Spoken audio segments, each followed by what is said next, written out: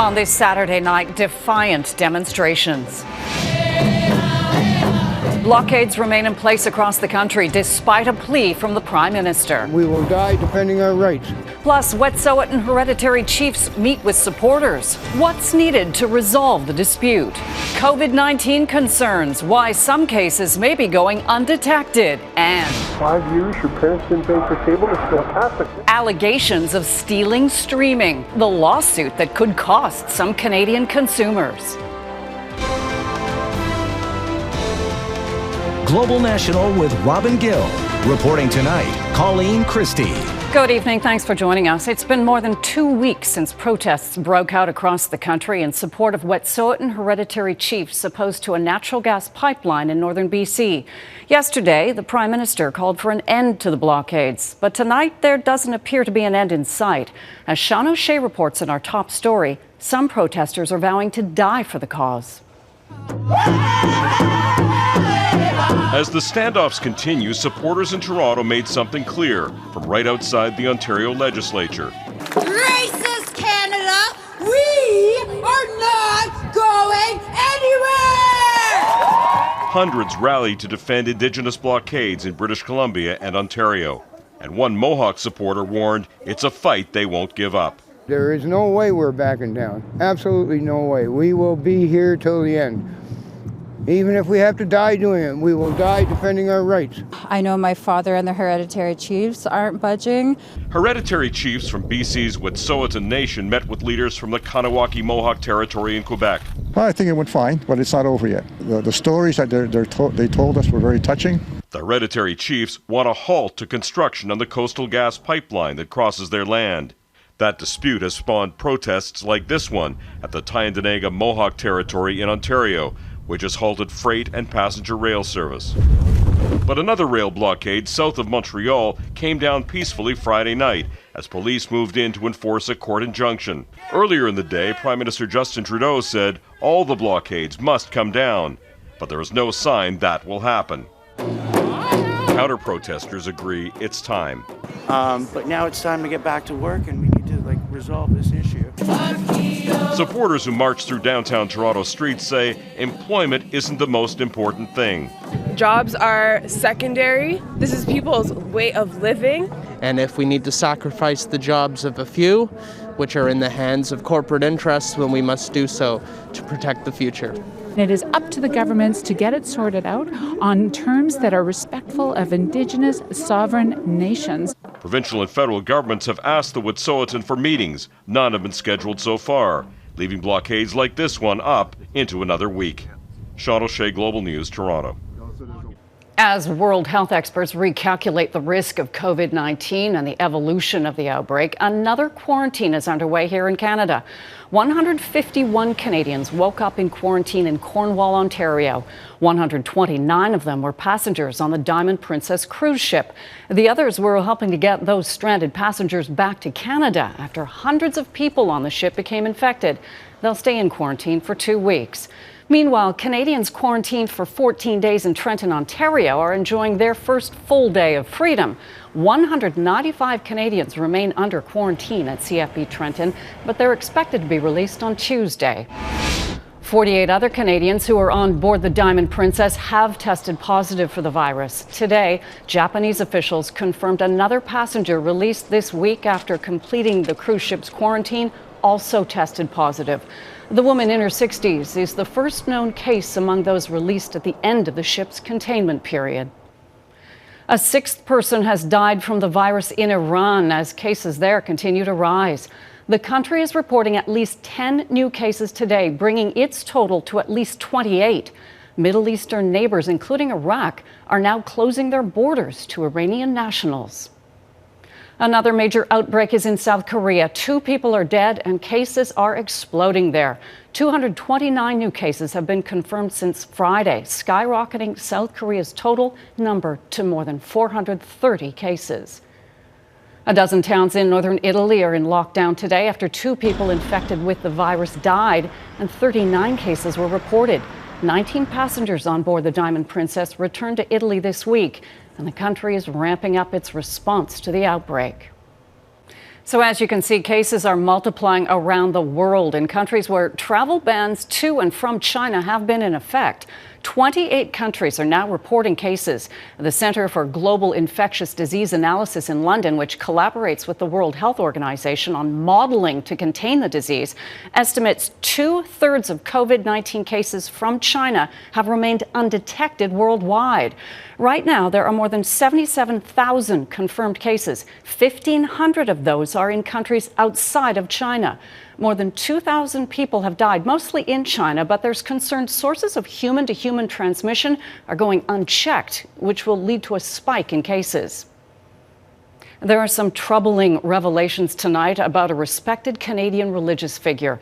An internal report from L'Arche International says its founder, Jean Vanier, sexually abused at least 6 women. According to the report, there is enough evidence to show Vanier engaged in manipulative sexual relationships over a 35-year period. Vanier, who died last year, founded the charity in 1964 to help improve conditions for people living with developmental disabilities. It now has facilities in 38 countries. In a statement, L'Arche France says there is no evidence people with disabilities were affected. Democratic supporters in Nevada are voting for a candidate to defeat and drive U.S. President Donald Trump from office. Senator Bernie Sanders holds a double-digit lead in the latest poll after taking the New Hampshire primary. He now admits he's been told Russia is trying to interfere in his campaign. As Jennifer Johnson reports, Trump seems to welcome the liberal as his political opponent. Nevada Democrats gathering to caucus, the third contest in the 2020 primary season. Vermont Senator Bernie Sanders so confident of a win, he spent part of Friday campaigning in California, one of 14 states that holds votes March 3rd, Super Tuesday. And if we win here in California, we're going to win the Democratic nomination. And if we win the Democratic nomination, Donald Trump is a one-term president. Sanders now confirms he was briefed by intelligence officials a month ago that Russia is attempting to interfere in his campaign and President Trump's. Mr. Putin is a thug. He is an autocrat. He may be a friend of Donald Trump's. He's not a friend of mine. Campaigning in Nevada, President Trump seemed eager to take on Sanders, confident no swing voter will endorse the senator's higher taxes and free health care policies. This November, we're going to defeat the radical socialist Democrats. Nearly 75,000 Nevada Democrats cast their ballots in early voting, a record turnout. And unlike New Hampshire and Iowa, Nevada is a much more diverse state. Sanders is getting strong support from the Latin American community. Everything is going to be here in these caucuses, making a difference. That's what it's all about. We represent the real face of America. The other candidates are trying to stop Sanders' momentum. This campaign is really just getting started. Most in the party agree a more moderate nominee is needed. Pundits are predicting a world where pretty soon the only two left standing are Mike Bloomberg and Bernie. I'm really worried about our ability to defeat Donald Trump if those are our choices. Michael Bloomberg was not on the Nevada ballot, but after taking a beating in last week's Las Vegas debate, the former New York mayor has announced he'll release 3 women who lodged complaints against the billionaire businessman from non-disclosure agreements, allowing them to tell their stories if they want to. Bloomberg is hoping to get some traction on Super Tuesday, but Sanders could effectively secure the Democratic presidential nomination March 3rd if voters don't back an alternative. Coleen? Jennifer Johnson in Washington. Jennifer, thank you. The U.S. and the Taliban began a partial truce this morning, setting the stage for the two sides to sign a peace deal that would end America's longest war. If the week-long pact holds, the two sides have agreed to meet on February 29th to lay out a timetable for the U.S. to withdraw its troops from Afghanistan. The 18-year conflict has just passed a grim milestone. According to the United Nations, more than 100,000 civilians have been killed or injured since it began documenting casualties a decade ago. Coming up, 4 popular Canadian retailers are being sued for allegedly helping their customers steal streaming content. They deny it, but could customers be liable?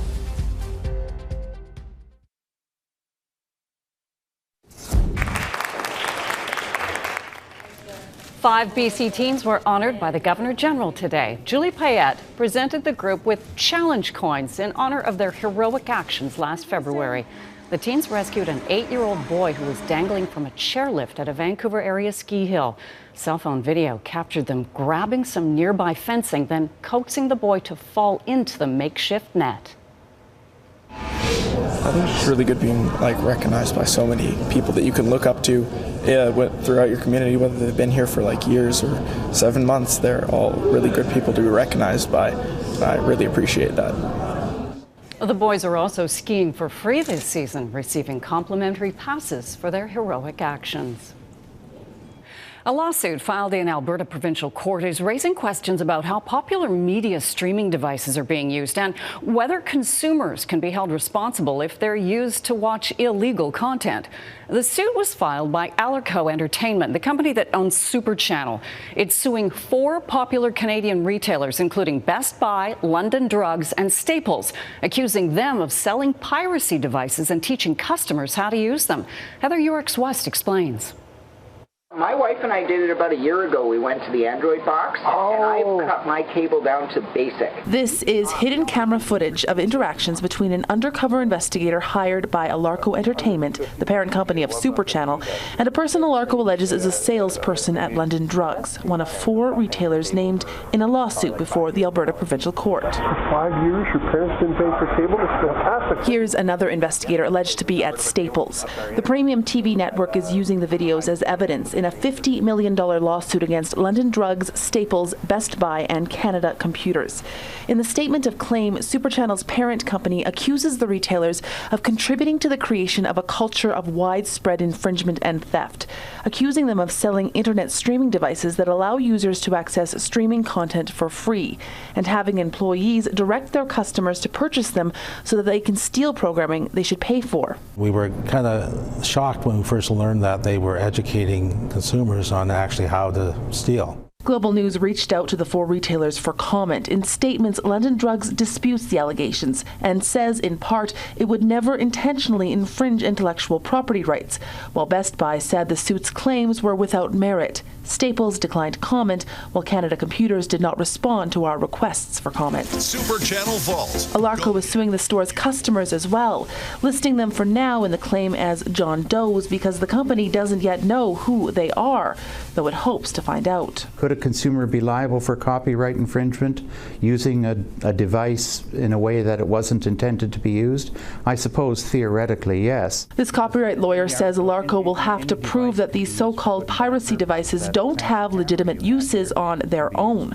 Court filings don't specify what these devices are, but in an interview with Global News, Super Channel CEO Don McDonald says they are Android devices, preloaded with software. Typically Kodi software, and basically Kodi software is intended to be used for stealing content off the internet. Kodi is really good. They usually have the new episode of a TV show the day after it came out. In a statement to Global News, the U.S. nonprofit behind Kodi says the software does not provide any support for pirated video content. Other people, including some software developers, misuse it by adding to it, encouraging users to perform unlawful activities. We at Kodi have never authorized these and condemn such uses. In the past, out of our very scant resources, we have worked in cooperation with media companies on such matters to check illegal activities, and we will continue to do so. Tech industry expert Graham Williams says Kodi has plenty of legal applications as well. They're not piracy devices. They're computers, and they're computers that run software, and they have perfectly legitimate uses. Coming soon trailers, Twitch for video games, Vivo TV for music videos. The problem is those pirated streams exist online too that could potentially contain content licensed to broadcasters like Super Channel. Who's responsible for those losses is something an Alberta Provincial Court may have to decide as this lawsuit proceeds in the months ahead. Heather Urix-West, Global News, Calgary. Still ahead, a field of schemes. How the ghosts of the games past are haunting Major League Baseball. The first spring training games in Major League Baseball are being played today, but for months, the sport has been facing backlash from its worst scandal in a century. Mike Drolet looks at how the Houston Astros went from being baseball champions to pariahs. Baseball spring training is a time for renewal. There are no winners or losers yet, and what happened in previous seasons is forgotten. Except this year, when it comes to the Houston Astros, a team embroiled in baseball's worst cheating scandal of the past century. And now the sports world is up in arms. Even basketball star LeBron James is disgusted that Houston's 2017 World Series trophy hasn't been taken away. I just don't think it holds any value.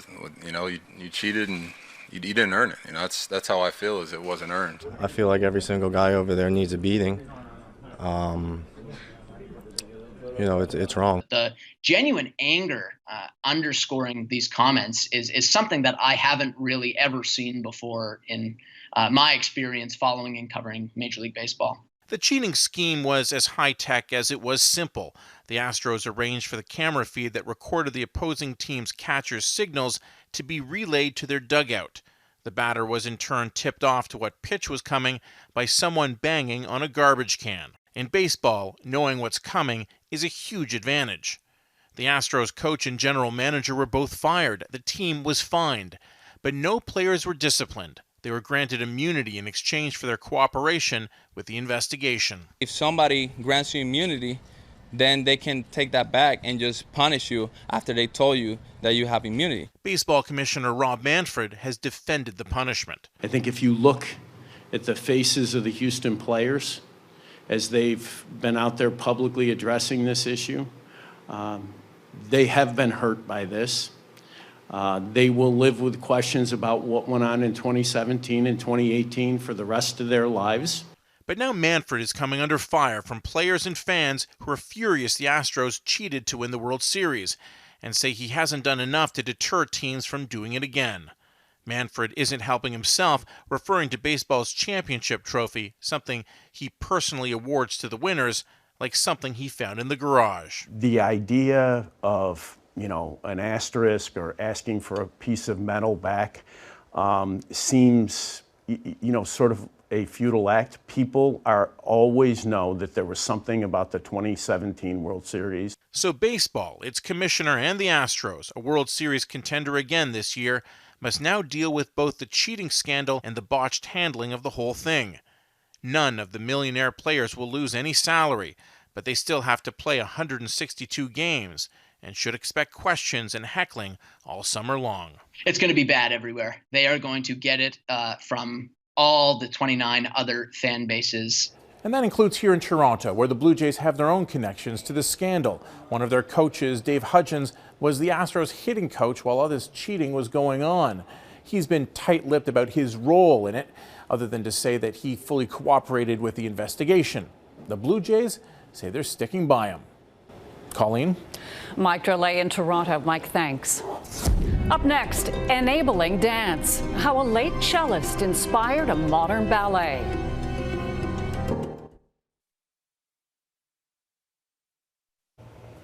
Quaden Bayles, Georgie Rose, one of your pop-up Indigenous fans. Quaden is the 9-year-old Indigenous boy from Australia whose deep distress about constant bullying at school captured hearts around the world. Now, center stage at a major sporting match down under. He led out the Indigenous All Stars, a team stacked with his rugby league heroes, for an exhibition match against the New Zealand Maoris. Quaden has dwarfism, but a huge heart, and was all smiles as he ran on the field. His mother, who posted the viral video, says he always dreamt of being a rugby league star. The story of a young woman's struggle with multiple sclerosis is taking center stage in London. Jacqueline Du Pre was a world-renowned musician when she was diagnosed with the debilitating disease. It robbed her of her greatest love, the cello. But as Crystal Goomansingh reports, more than 3 decades after her death, a ballet is giving new life to her work.